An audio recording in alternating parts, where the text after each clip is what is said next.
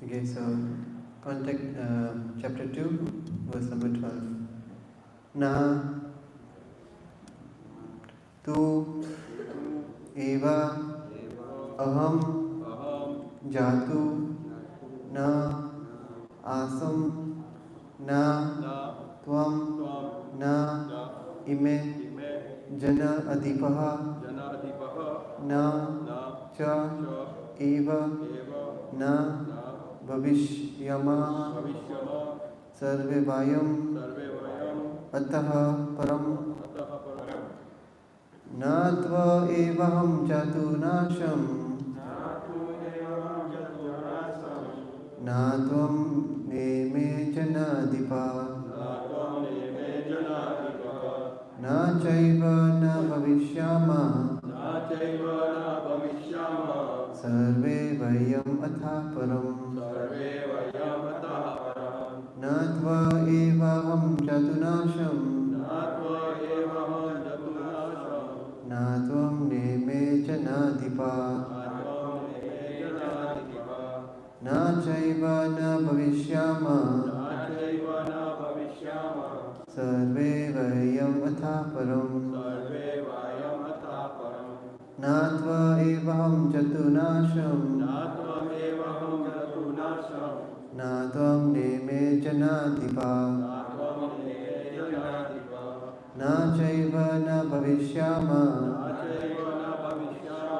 सर्वे वयम् अतः परम् न त्व एवाहं जातुनाशं न त्व एवहं जातुनाशं न त्वं नेमे जनाधिपा न चैव न भविष्यामः सर्वे वयम् अतः परम्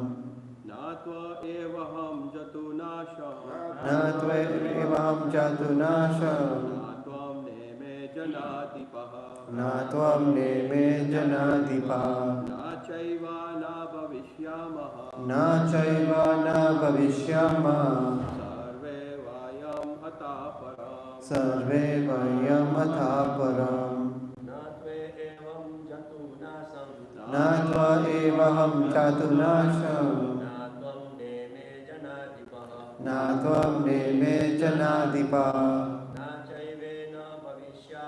न चैव न भविष्यामः सर्वे वयम् अतः परम् न त्व एवाहं जातुनाशं न त्व एवहं जातुनाशं न त्वं नेमे जनाधिपा न चैव न भविष्यामः सर्वे वयम् अतः परम् न त्व एवहं जातुनाशं न त्वं नेमे जनाधिपा न चैव न भविष्यामः सर्वे वयम् अतः परम् न त्व एवहं जातुनाशं न त्वं नेमे जनाधिपा न चैव न भविष्यामः सर्वे वयम् अतः परम् न त्व एवहं जातुनाशं न त्वं नेमे जनाधिपा न चैव न भविष्यामः सर्वे वयम् अतः परम्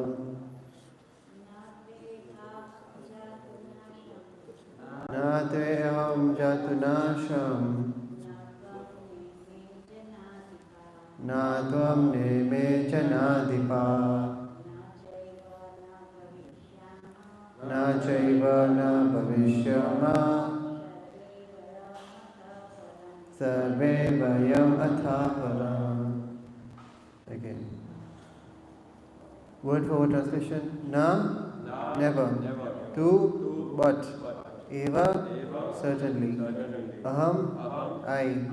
Jatu, at any time. Na, did not. Asam, exist. Na, not. Tvam, you. Na, not. Ime, all these. Jana Adipa, kings. Na, never. Cha, also. Eva, certainly. Na, not. Bhavishyama, shall exist. Sarve Vayam, all of us. Ataha Param, hereafter. Translation and purport by His Divine Grace A.C. Bhaktivedanta Srila Prabhupada. Srila Prabhupada ki Jai. Translation. Never was there a time when I did not exist, nor you, nor all these kings, nor in the future shall any of us cease to be. Repeat after me. Never was there a time when I did not exist, nor you, nor all these kings, nor in the future shall any of us cease to be. Purport. The purport is quite long, but we'll go through it. Okay? Purport. In the Vedas, in the Katha Upanishad, as well as in the Shvetasvatara Upanishad, it is said that the Supreme Personality of Godhead is the maintainer of innumerable living entities in terms of their different situations according to individual work and reaction of work. That Supreme Personality of Godhead is also, by His plenary portions, alive in the heart of every living entity. Only saintly persons who can see within and without the same Supreme Lord can actually attain to perfect and eternal peace. Nityo nityananam chetanas chetananam eko bahunam yogdata tikaman tam atmastham ye anu pashyanti dhiras tesham shanti shashati netre risham.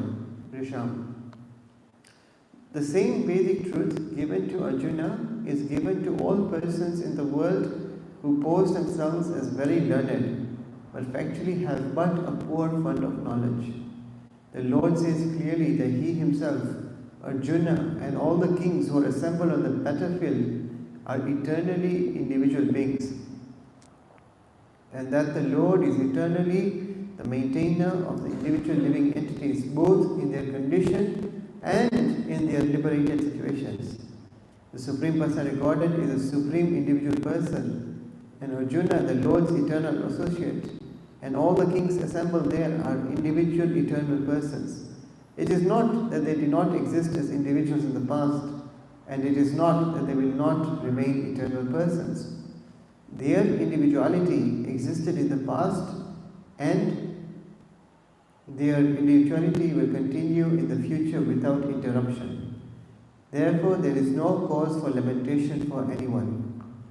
The Mayavadi theory that after liberation, the individual soul, separated by the covering of Maya or illusion, will merge into the impersonal Brahman and lose its individual existence, is not supported herein by Lord Krishna, the Supreme Authority. Nor is the theory that we only think of individuality in the conditioned state supported herein. Krishna clearly says herein that in the future also the individuality of the Lord and others, as it is confirmed in the Upanishads, will continue eternally. This statement of Krishna's is authoritative because Krishna cannot be subject to illusion. If individuality were not a fact, then Krishna would not have stressed it so much, even for the future. The Mayavadi may argue that the individuality spoken of by Krishna is not spiritual but material. Even accepting the argument that the individuality is material, then how can one distinguish Krishna's individuality? Krishna affirms his individuality in the past and confirms his individuality in the future also. He has confirmed his individuality in many ways, and impersonal Brahman has been declared to be subordinate to him. Krishna has maintained spiritual individuality all along. If he is accepted as an ordinary conditioned soul in individual consciousness, then his Bhagavad Gita has no value as authoritative scripture. A common man with all the four defects of human frailty is unable to teach that which is worth hearing. The Gita is above such literature. No mundane book compares with the Bhagavad Gita. When one accepts Krishna as an ordinary man, the Gita loses all importance. The Mayavadi argues that the plurality mentioned in this verse is conventional and that it refers to the body. But previous to this verse, such a bodily conception is already condemned. After condemning the bodily conception of the living entities, how was it possible for Krishna to place a conventional proposition on the body again? Therefore, individuality is maintained on spiritual grounds and is thus confirmed by great acharyas like Sri Ramanuja and others. It is clearly mentioned in many places in the Gita that this spiritual individuality is understood by those who are devotees of the Lord. Those who are envious of Krishna as the Supreme Personality Godhead have no bona fide access to the great literature. The non-devotee's approach to the teachings of the Gita is something like that of a bee licking on a bottle of honey. One cannot have a taste of honey unless one opens the bottle. Similarly, the mysticism of the Bhagavad Gita can be understood only by devotees, and no one else can taste it, as it is stated in the 4th chapter of the book. Nor can the Gita be touched by persons who envy the very existence of the Lord. Therefore, the Mayavadi explanation of the Gita is a most misleading presentation of the whole truth. Lord Chaitanya has forbidden us to read commentations made by the Mayavadis and warns that one who takes to such an understanding of the Mayavadi philosophy loses all power to understand the real mystery of the Gita. If individuality refers to the empirical universe, then there is no need of teaching by the Lord. The plurality of the individual soul and of the Lord is an eternal fact, and it is confirmed by the Vedas as above mentioned. Om Ajnanatimirandasya Jnananjana Shalakaya Chakshurumritam Yena Tasmai Shri Gurave Namah Shri Chaitanya Manobishtam Stapitam Yena Bhutale Swayam Rupa Kadamayam Dadati Swapadantikam. He Krishna Karuna Sindhu Dina Bandho Jagatpate Gopesha Gopika Kanta Radha Kanta Namostute Tapta Kanchana Gaurangi Shinade Vrindavaneshwari Rishabham Sute Devi Pranamami Hari Priye Vancha Kalpatarubhyascha Kripa Sindhubhya Evacha Patitanam Pavanebhyo Vaishnavebhyo Namo Namah. Jai Sri Krishna Chaitanya Prabhu Nityananda Shri Advaita Gadadhara Srivasadi Gaura Bhakta Vrinda. Hare Krishna Krishna Krishna Hare Hare Hare Rama Rama Rama Hare Hare.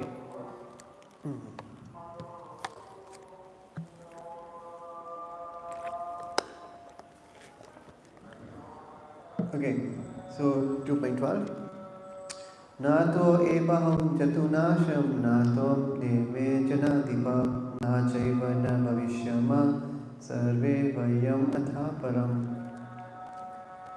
So, as we stated from last week, Krishna actually started his instructions from 2.11, and now this is the next verse, and it is such an important verse. Actually, Prabhupada writes that this verse is a verse that all of us should know so that we can defeat Mayavad philosophy. This is the verse that we need to learn. Why is that so? Because in this verse, two things are going to be really well established. One is that we are eternal and we are indestructible. Right? He says clearly that there was never a time when I did not exist, nor you, nor all these kings, and nor in the future shall any of us cease to be. So the first point that comes out is that we are eternal. And the second point that comes out is that we are all individuals and will always remain an individual. Whether we are in a conditioned state or in the liberated state, we will always remain individual. We are not going to get rid of our individuality. It is always going to be there. So the Mayavadi conception, and I think Prabhupada has at least put 80% of this purport in tackling all the misconceptions that the Mayavadis bring out when they try to translate this verse, right? Because if you look at what Prabhupada has done here, he's taken heavily from the works of Sri Ramanujacharya. Now Sri Ramanujacharya, he was a very prominent Vaishnava scholar belonging to the Sri Sampradaya. And in his commentary of the Gita, there are two of them. There is the one which is called the Gita Vyasa and then the Shri Vyasa. In the Shri Vyasa, he has written very, very strong points to refute the commentary made by Adi Shankaracharya in his Sharirika Bhasya, which is his commentary on the Gita, Shankaracharya's.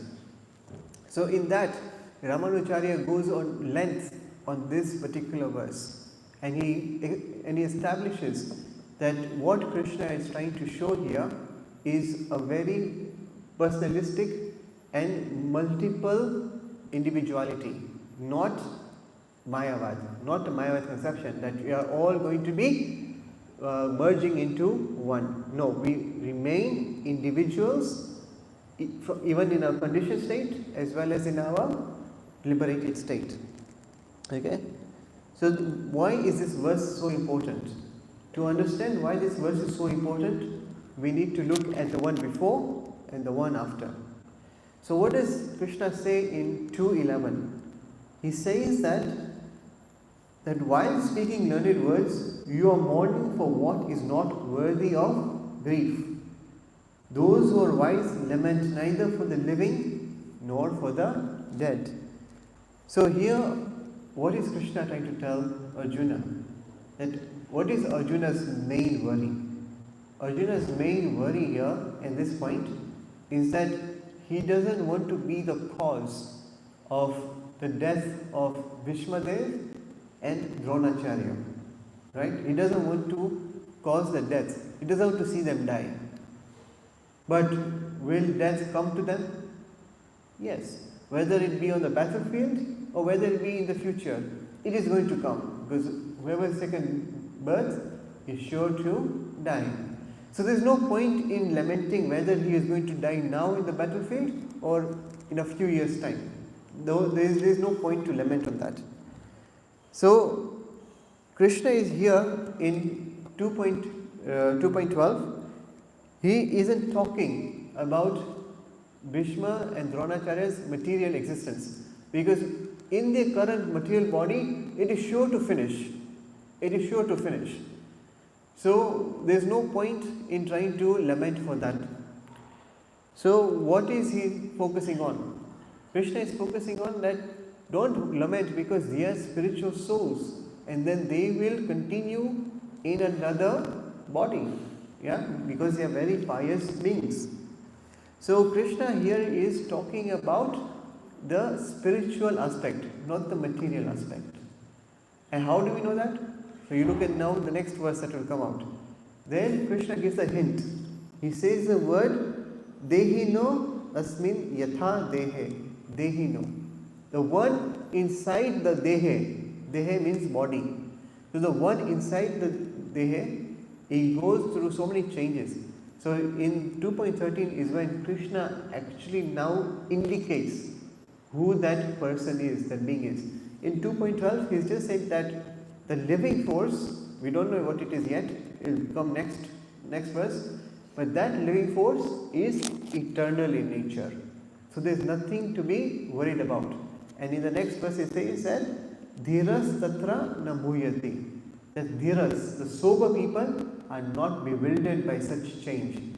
So in 2.11 he says, what you are lamenting over is not worth lamenting over, and here is a sober person is not bewildered by such change. So between these two verses we have this verse which shows why is a person not supposed to lament, and why a person who knows this knowledge is always sober, is because the knowledge given in 2.12 is that that person is eternal.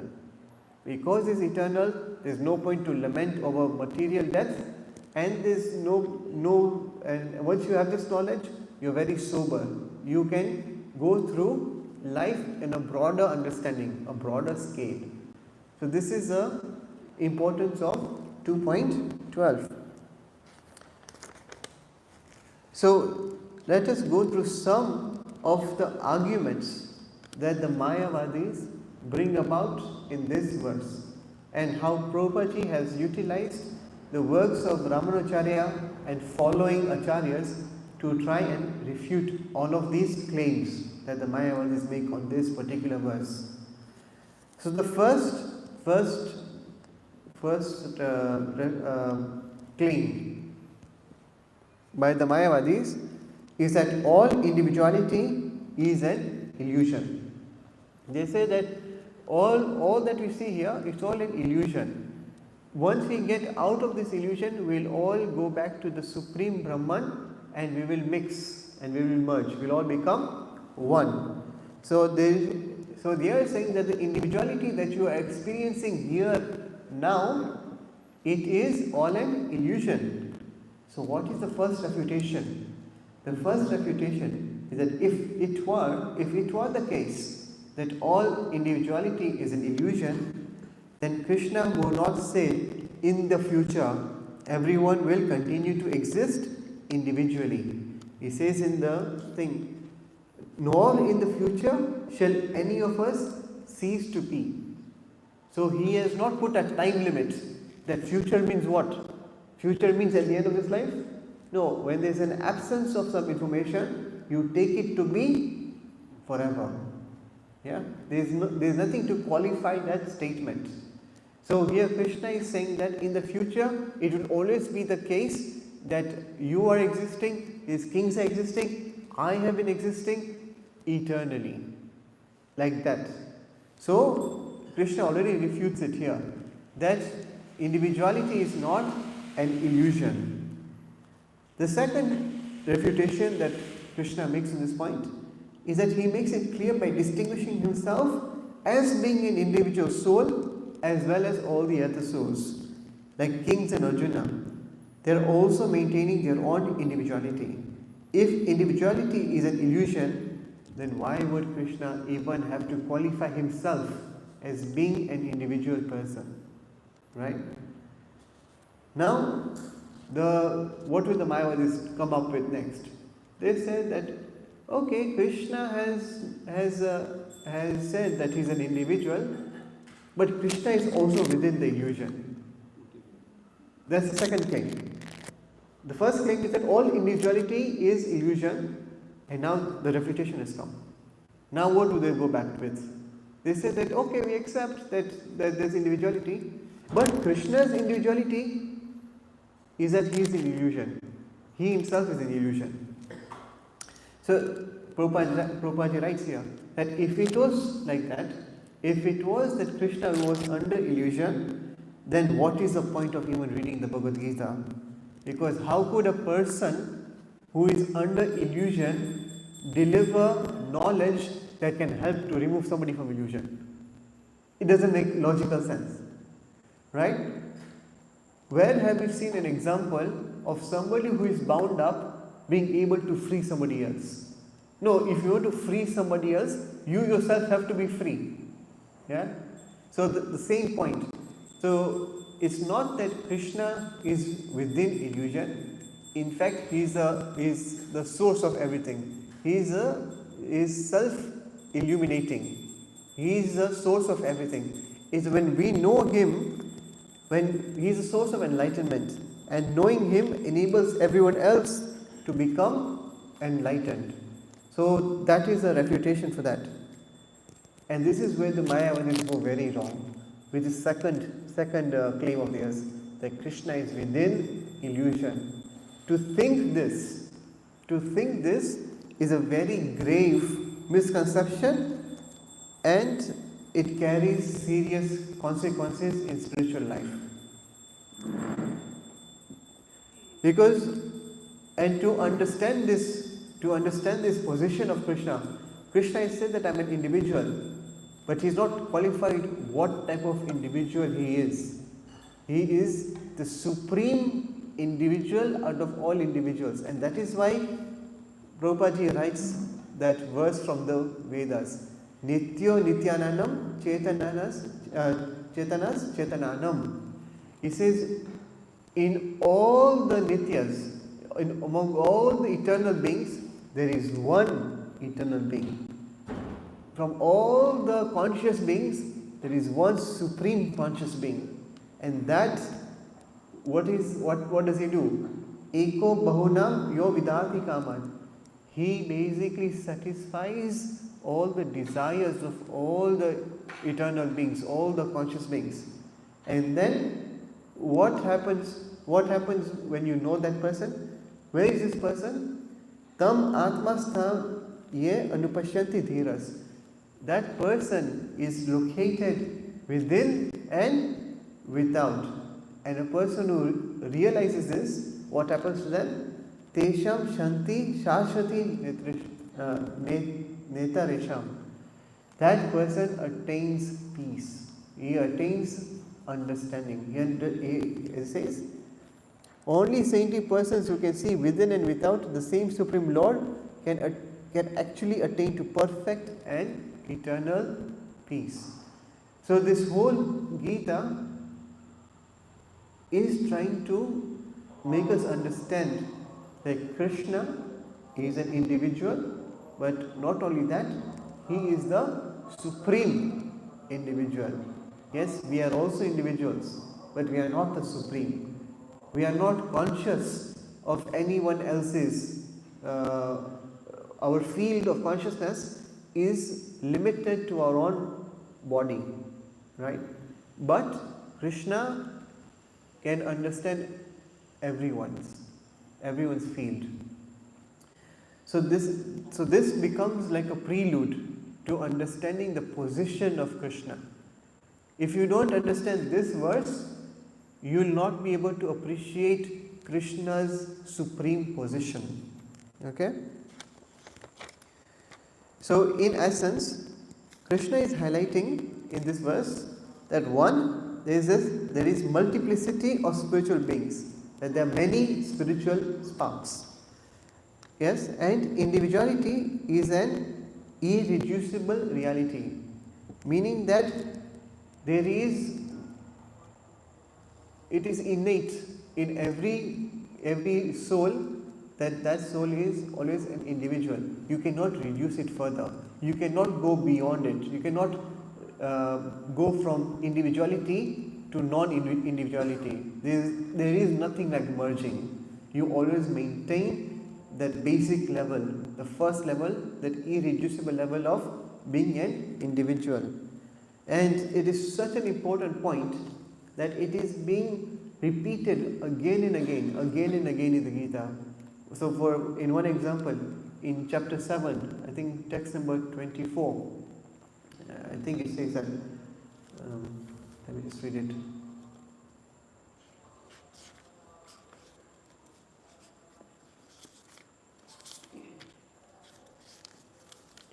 So it says in chapter 7, text number 24, unintelligent men who do not know me perfectly think that I, the Supreme Personality of Godhead Krishna, was impersonal before and have now assumed this personality. Due to their small knowledge, they do not know my higher nature, which is imperishable and supreme. So again, he says this again in this chapter 7, that people who are of low intelligence, they think that I did not have individuality before and now I've taken on individuality. But he's clearly refuted that. He says here that I've always existed as a person before, I am existing here and I will continue to exist as an individual. Again, I think even in the chapter 9, text number 11, where Krishna says that fools deride me when I descend in the human form. They do not know my transcendental nature as a supreme Lord of all that be. So again, he repeats the same point again and again, just to make it for us to understand that he is an individual, but he is a supreme individual. Okay. Now, second point is that our existence is eternal. Now, how does this differ from the Mayavadi? So, the first point is that there is multiplicity. There is multiplicity of spiritual beings. The Mayavadi conception is that there is unity of beings. There is not many, there is only one. And so, what happens is, if there is only one, then there is no subject and then there is no object. Because how can one person or one thing be able to experience itself? Yeah. If I am interacting with this say book, or if I have a laptop, if I am interacting with the laptop, I am the subject, the computer is the object, and it's a stream of consciousness in me that is enabling the link to take place between the subject and the object. Now, in the Maya conception, there is no individuality, there is no subject and there is no object. What remains is just stream of consciousness. Now, this stream of consciousness, if there is no subject and no object, that means two things. One, there is nobody who is conscious of anything, and two, there is nothing to be conscious of anything. So, very dry. It's a very dry understanding. If there is no subject, if there is no object, and there is just stream of consciousness, it's a very dry state. This type of promise of happiness by the Mayavadis is actually the greatest cheating possible. That you are cheating a person of true happiness. Because where do we get our happiness from? From interactions, from relationships. Yes? Their understanding of happiness is based on contentless consciousness. But our understanding, or the Vaishnav way of understanding, is that it is not contentless. There is always content. Krishna says, you, me, all these kings, means there is content, there is people, there is subjects and there are objects. Okay?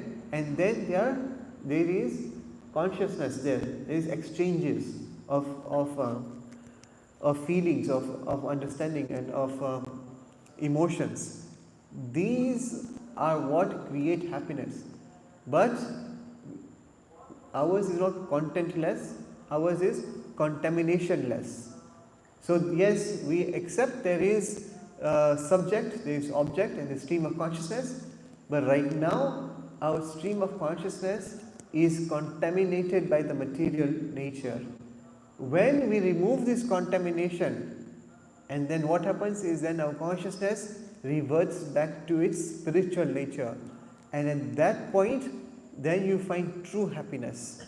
At that point, when your consciousness is transferred or is becoming purified from matter to spirit, then you will be able to actually have true happiness, true spiritual happiness. And this is again explained in the Gita in 10.11.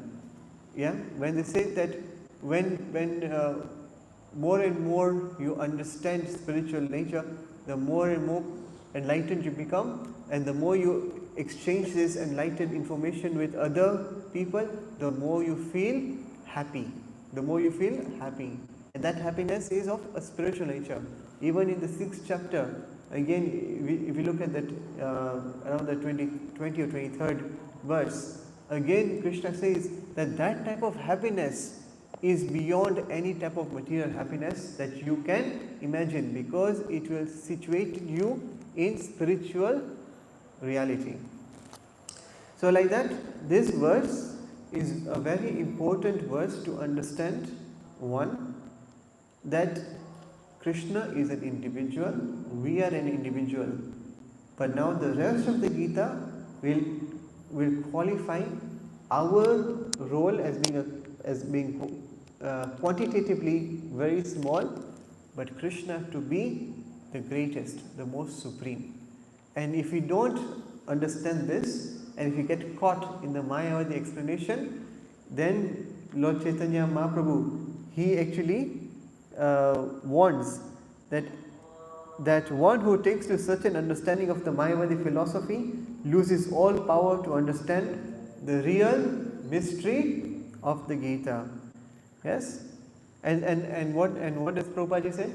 That the Mayavadis, their attempts to understanding the Gita is like a bee trying to get the honey from licking the outside of the bottle.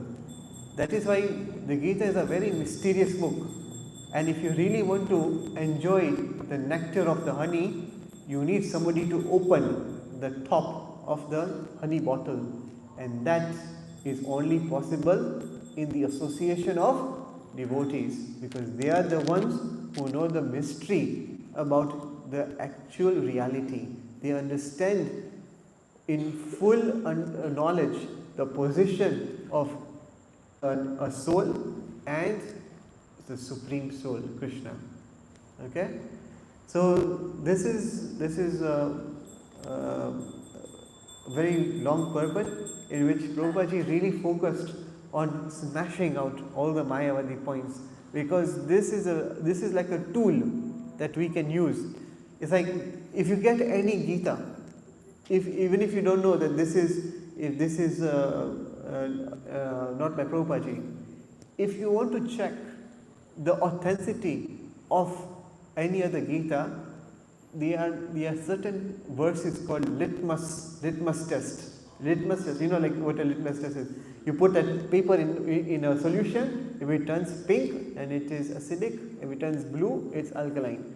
So just by that, you can just test it whether this Gita is bona fide or not. And there are certain verses, and this is one of them. There's 2.12 and there's 4.8. 4.8 is another one. These are the two verses that we can use to see whoever has written a commentary on the Gita, how have they commented on these two verses. You will be able to understand whether that is a bona fide understanding or it is a Mayavad understanding. Okay, there are two of them. Because I think in 4.8, the way that they comment on this word, Srijami Aham. No, the last word of 4.8, Srijami. Srijami over here it says manifest, but some Mayavadis will say it's created. So when you say the word created, that means that there was nothing before, and now I've come in and I've created something. That is not consistent with this knowledge that is given in 2.12, where he says that I've always existed. I don't create, I only manifest myself. I come again and again. Okay? So these are like just a few tips when if somebody gives you another Gita, you can just look at these two verses and see what have they commented on it, and you'll be able to understand whether this is a bona fide Gita or is it a Mayavad Gita. Okay? Anyone has any questions? Any comments? So this verse is the most important verse. We should read nicely. So all most of the commentators of Bhagavad Gita is based on the Mayavad. And this Mayavad way, Prabhupada says, they say everything illusion. This individual means you are all illusion. And the illusion finish, then become one. Yeah?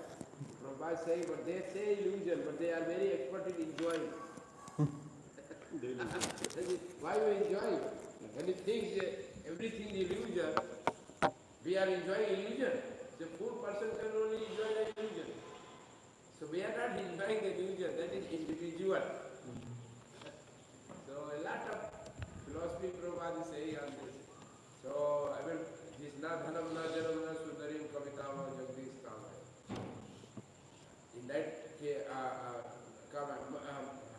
also Chaitanya Mahaprabhu saying, Janma Janmaneshware Bhavatada Bhakta. I don't want the liberation, I want to take birth.